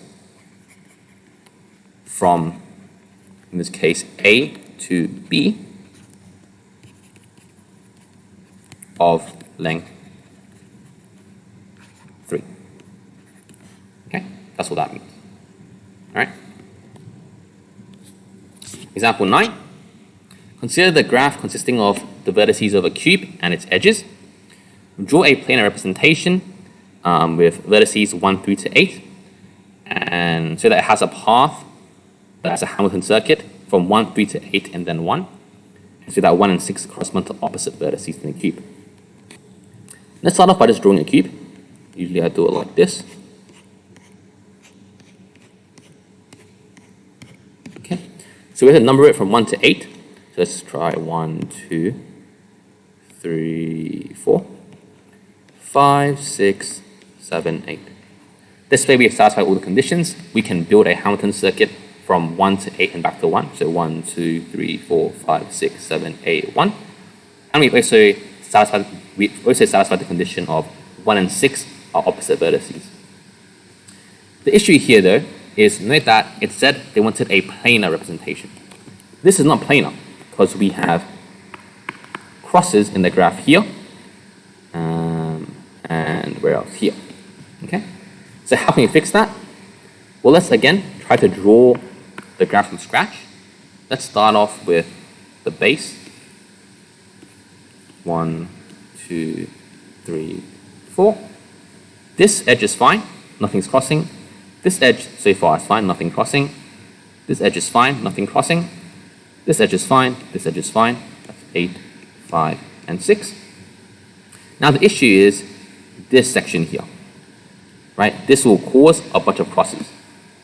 So what can we do? Instead of drawing this edge up from 2, let's just draw it out from 2. Then we can connect this vertex with a curve, and this vertex with a curve. And this would be vertex 7. Okay? So it's still a cube, it's just that we kind of bent this edge at 2 a little bit. Okay? Part B, you can have a go yourself. This is another bipartite question that we've gone through earlier already. Let's move on to part C. Write down the first 4 rows of the adjacency matrix A of the graph. Okay. So again, let's firstly define our matrix to have columns going through from 3, 4, 5, 6, 7 to 8, and same downwards 1, 2, 3, 4, all the way to 8. Notice in the question they only asked us to do up to the first 4 rows, so we're only concerned with 1, 2, 3, and 4. Okay. So for example, I'll go through how this first row was deduced. This 0 comes from the fact that there's no edge from 1 to 1. So if you go back to our diagram, there is no loop around 1, so obviously it must be 0. Then for 1 to 2, there's one edge, therefore we have a 1. 1 to 3, there is no connection from 1 to 3, so again, that's why it's 0. 1 to 4, again, one edge exactly, therefore we have a 1, and so on. Okay? And that's how you would form this matrix. If you do the same thing for rows 2, 3, and 4, you should end up with a matrix that looks like this. Okay. Lastly, part D. Part D is saying without computing the matrix product of A cubed, compute the 1, 3 entry and the 1, 6 entry of A cubed. So it's saying compute the 1, 3 entry, so this entry here, and the 1, 6 entry, this one here, of A cubed. Okay? Oops, why does this keep disappearing? Okay. So how we do that without computing the cube of this matrix? We could go back and use the graphical interpretation to our advantage. Right? Remember, graphically, when you raise the power of a matrix, it's basically telling you, okay, there's going to be this many walks you can take from this vertex to this other vertex of this length, right? So let me go back and look at an example here. If I have A cubed equals to 1, 2, 3, 4, 5, 6, 7, 8, 1, 2, 3, 4, 5, 6, 7, 8, 1, 2, 3, 4, 5, 6, 7, 8, and 1, 2, 3, 4, 5, 6, 7, 8. Our 1, 3 value will be telling us the number of walks from vertex 1 to vertex 3 of length 3. Our 1, oops, why did I write a 6 there? Get rid of this. Our 1, 6 position will be telling us the number of walks from vertex 1 to vertex 6 of a length of 3. So we can use this information in reverse and go back to the graph that we drew and try to determine how many walks there are from 1 to 3 of length 3 and how many walks there are from 1 to 6 of length 3. Okay, let's start with 1 to 3. Does it seem possible to go from 1 to 3 in a walk of length 3? Let's try. 1 to 2 to 3 would be of length 2. 1 to 4 to 3 would be of length 2 as well. What about something like 1 to 8 to 5 to 6 to 3? That doesn't work either because that would be a walk of length 1, 2, 3, 4. So it seems like no matter what we try to do, going from 1 to 3 will result in a walk that is of an even length. And so it's impossible to get a walk of length 3 from 1 to 3. So this entry should just be exactly 0. There's 0 walks. What about from 1 to 6? 1 to 6, you can go 1 to 8 to 5 to 6. How long is that walk? That is 1, 2, 3. So that works. What about 1 to 4 to 3 to 6? That's 1, 2, 3. What about 1 to 2 to 3 to 6? That's again 1, 2, 3. Right? So it does seem that it is possible to go from 1 to 6 in a length of 3. Right? If you guys have the time to try this at home, you will soon realize that in total there is 6 ways you can go from 1 to 6 in a length of 3. Okay? And therefore this entry here should actually be 6. Okay? That's exactly what the answers here are. Okay? 1, 3 entry is 0 and 1, 6 entry is 6. Okay, last bit of this seminar, we're going to talk about trees. Okay? So this is like I guess an extension of graphs where we're applying weights to each edge. Okay, let's firstly have a refresher on what trees are. A tree is a simple connected graph with no circuits. Right, so it might look something like this. Right, it's kind of like a probability tree. Okay, right, it just keeps going down or whatever. It just has to be simple, so there's no circuits, no parallel edges, no loops. Okay. A spanning tree is a subtree of a already existing tree that contains every vertex of the graph. Okay. So for example, like if I can find a tree in here that spans to every single one of these vertices without drawing the entire thing, that would be a spanning tree. Okay? And finally, a weighted tree is a tree whose edges have weights. So for example, if I enumerate this edge here with the number 7, this edge here with the number 2, this edge here with the number 1, this edge with the number 9, this with 10, and this with 5, for example, then this would be a weighted tree. Okay?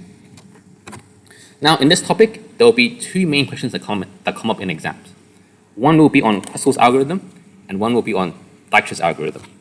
We'll do one example of each, and that should conclude this tree section as well. Okay? So firstly, Kruskal's algorithm. Kruskal's algorithm is used to find the minimal spanning tree. This means the tree with the lowest sum of weights. So here we talked about what a spanning tree was, A minimal spanning tree is the spanning tree that has the lowest sum of weights. So once you add up all these numbers together, they will have the lowest possible weight. Okay? Now, how does the algorithm work?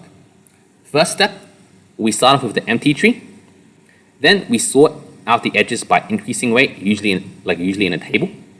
Then we go down this table and add an edge if and only if it won't form a circuit with the existing edges. Then we keep going until our tree has n-1 edges. Why n-1 edges?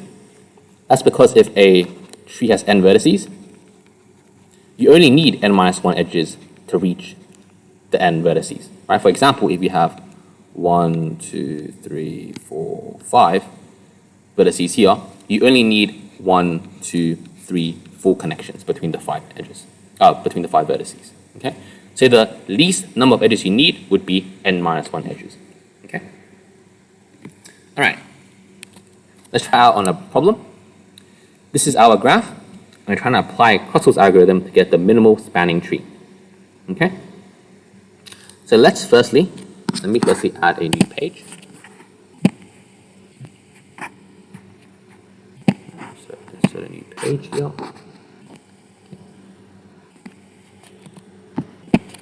So we're going to firstly start off with a blank tree. There's nothing in this tree at the moment. Okay? And we're going to sort out our edges in increasing weight. So for example, edge BE is here, has a weight of 4. DE has a weight of 4 as well. AF has a weight of, what's AF? AF has a weight of 5. And so on, all the way down to DF with a weight of 6. DF is where? DF is here with a weight of 6. Okay? Note that there are some other edges here with weights 8 and 7 and 9 and so on. We could include them as well in our table, but as for now, we'll just try this out first. If we don't have enough edges, then we'll resort to using 7, 8, and 9s, but this might already be enough, okay? So, let's start off with our first choice. Do we choose to add a BE into our diagram? Well, yes, right? Because at the moment, this is our very first edge. This definitely won't form a circuit with anything that we've drawn, because we haven't drawn anything, right? Let's draw in BE. BE is around here. Has a weight of 4. Next, do we add in DE? Well, yes, because if I draw DE in, it still won't form a circuit yet. So where is DE? DE is here.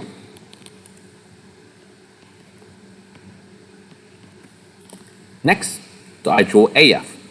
Well, AF is all the way here. That again should have no conflict with what we've drawn so far. Let's draw in AF.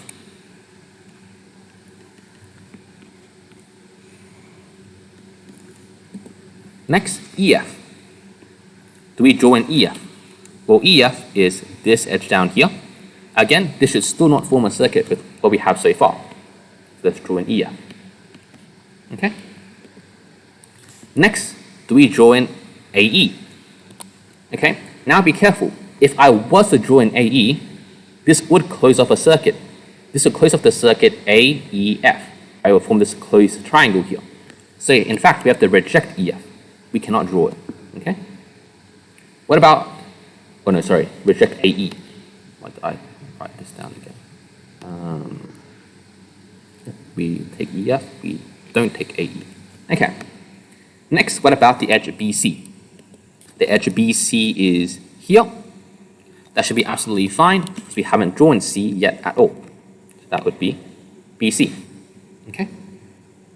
And that should already be enough, right? We have chosen 1, 2, 3, 4, 5 edges, and we only had 1, 2, 3, 4, 5, 6 vertices to begin with. So we've already reached our n-1 edges. So this is it. This is our minimal spanning tree by Kruskal's algorithm. Okay. All right. Lastly, the last part of our seminar is going to be Dijkstra's algorithm. It's very similar to Kruskal's algorithm in the sense of what it does. The only difference is that it forms a minimal spanning tree in respect to a particular vertex. So Kruskal's in general found the minimal spanning tree. In Dijkstra's, we specify a particular vertex, and then we will construct the minimal spanning tree such that all the other vertices are on their shortest path from A. Okay? So what does that mean? For example, if I have the vertex A, I have vertices B, C, D, for example, it will make sure that getting from A to B will be the shortest possible path. For example, getting from A to D, they might go like this, right? Because, for example, going from A to C might have a weight of 1, going from C to D might have a weight of 3, whereas going from A to C itself has a weight of 7, right? So it will purposely choose paths to certain vertices such that it's minimized, okay? So how does the algorithm work? We again start with a subgraph T, this time containing only our given or specified vertex. In this case, we'll just call it A. Then we consider all edges E that touches A, and amongst all these edges, we choose E with the lowest weight, and note that down in our table.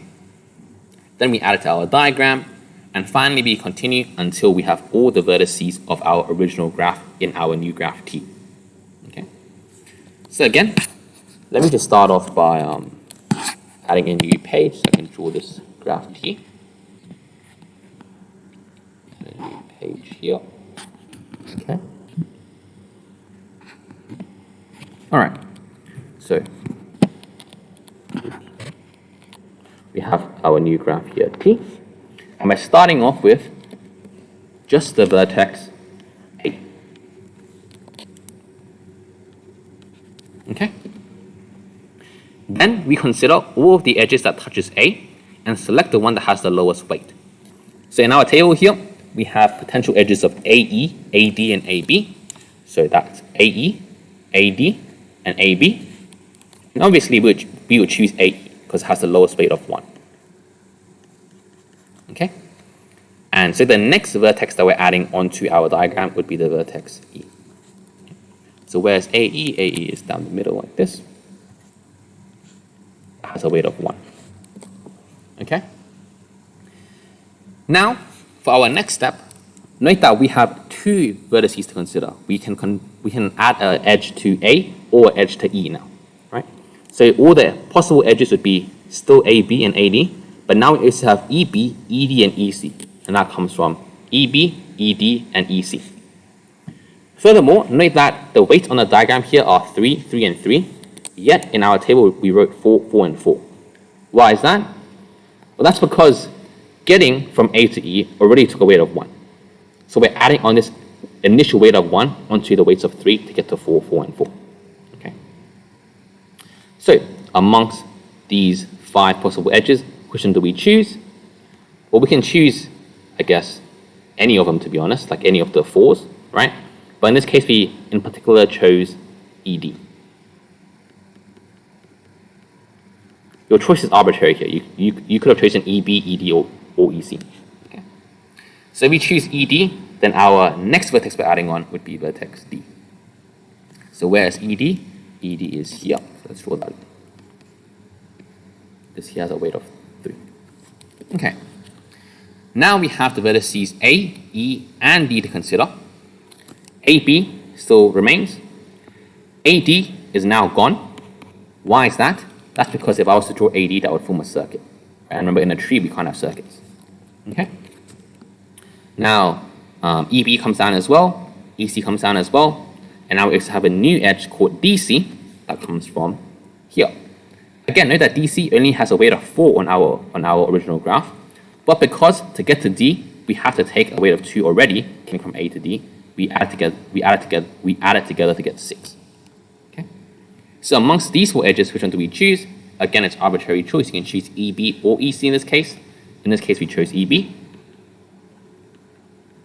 And so the next vertex to add to our diagram would be B. Okay? Where is EB? EB is here. Let's draw that in. Weight of 3. And now onto our final step. We now have vertices A, E, D, and B to consider. We're not going to bring AB down anymore, because if we were to bring AB down, that would form a circuit. We are still bringing EC down. We're still bringing DC down. The new edge we're including would be BC, and BC comes from here. Okay? Again, BC has a weight of 6 here rather than 2, because to get to B, it already took a weight of 4. So 4 plus 2 is 6. So what's the last edge we should choose? Of course, we should choose EC, because that's the lowest weight here. And so the last edge we're adding to our diagram would be C. And EC should be right here with a weight of 3. Okay? And this would be our minimal spanning tree with respect to our particular vertex of A by Braggs's algorithm. Yep. Over AD. Oh, whoops! I must have written it down wrong.